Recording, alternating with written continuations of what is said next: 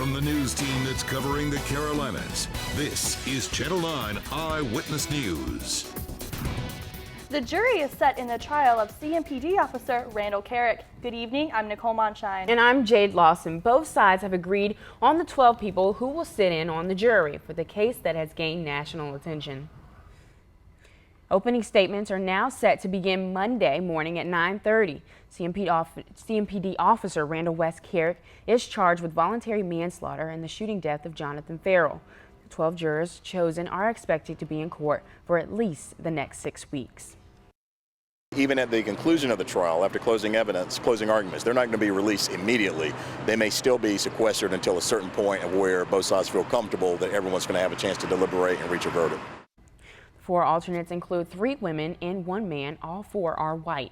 Attorneys are scheduled to argue several motions in court tomorrow. Today, more than 24 college students were at the courthouse in support of Farrell and his family. The group is studying racial and social injustice and has been discussing the case. Today, they experienced the courtroom firsthand, standing behind Farrell's family. In the end of the day, we're all struggling, against all this injustice, against all the things that has been placed upon us. And, the more we stick together, the more united we are, the more say we have. The group included students of all races. All of them say they're interested in continuing to study social justice.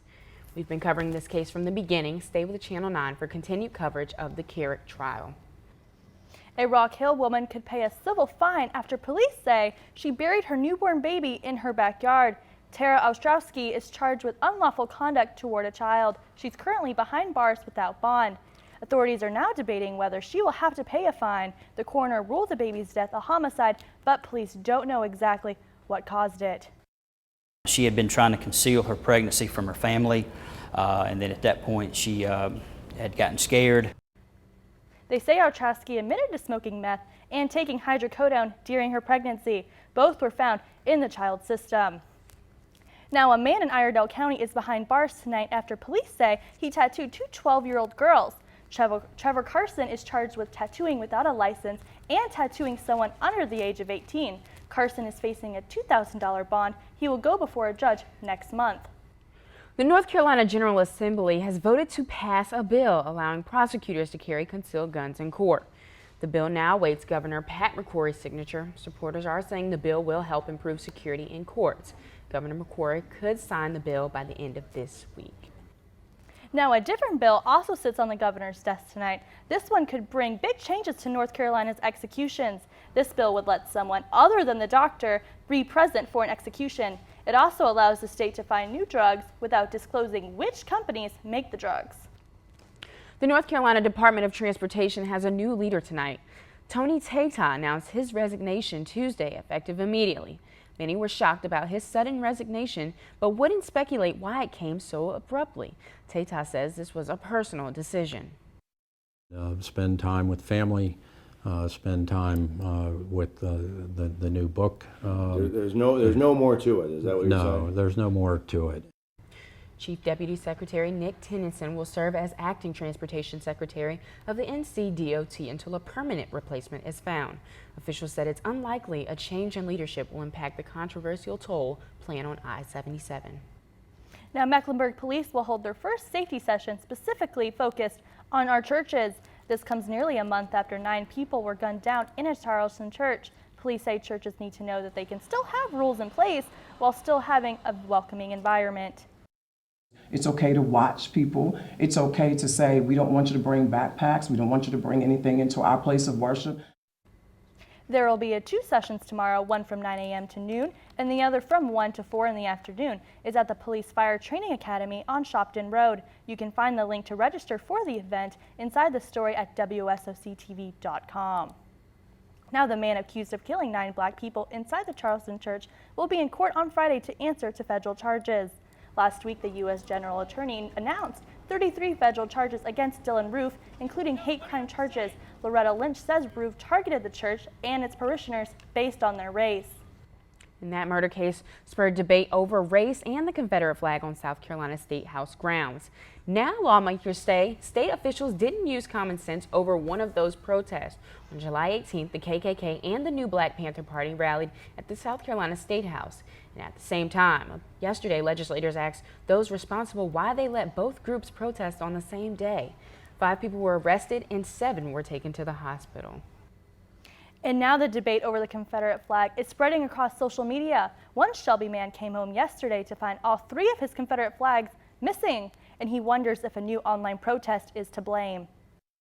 Just beware if you've got a flag hanging out somewhere, make sure you put you some cameras up because there's some idiots out there taking them down. Todd Mode wonders if his theft is a part of an ongoing trend that's occurring nationally, gaining notoriety from social media. It's called the hashtag #NoFlyingChallenge.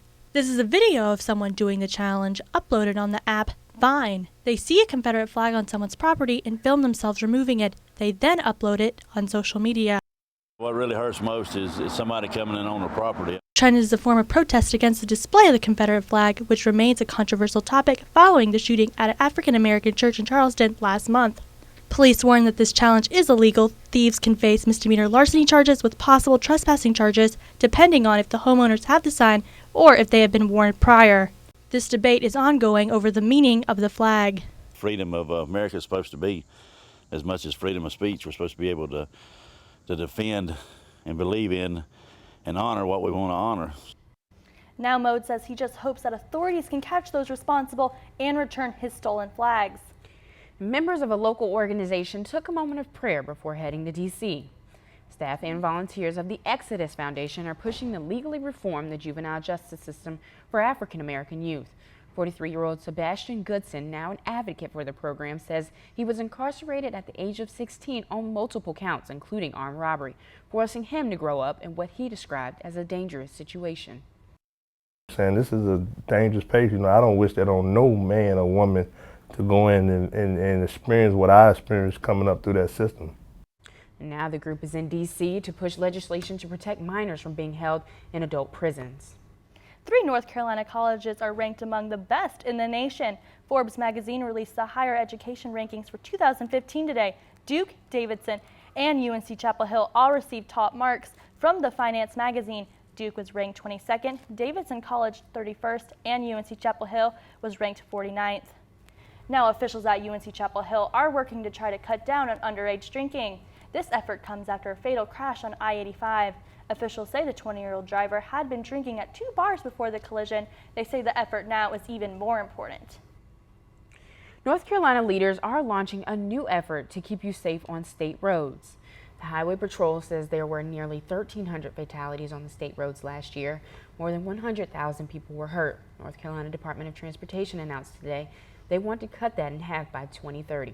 They plan focusing on key factors like speed, intersection safety, and impaired drivers.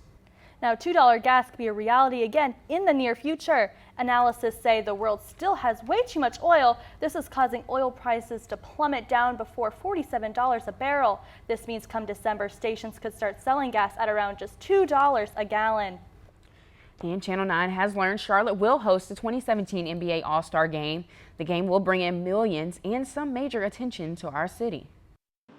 Buzz City just got a lot busier as the news was released on Monday afternoon from a source to Channel 9 that sparked the attention of Hornets fans, NBA lovers, and the city of Charlotte. I feel like it's needed. Charlotte is growing and it's time. The Hornets and the Charlotte Sports Foundation submitted a bid back in 2014. However, Charlotte has made several upgrades in these last few years. With approximately $34 million in renovations for the Time Warner Cable Arena, Adam Silver said it would be an attractive venue for the event. We want to spread the wealth throughout the community. TV does a pretty good job with showing different things around the city, you know, when they have stuff like that. So yeah, absolutely, it would. I certainly would show people what Charlotte really has to offer. Michael all the way, lays it in.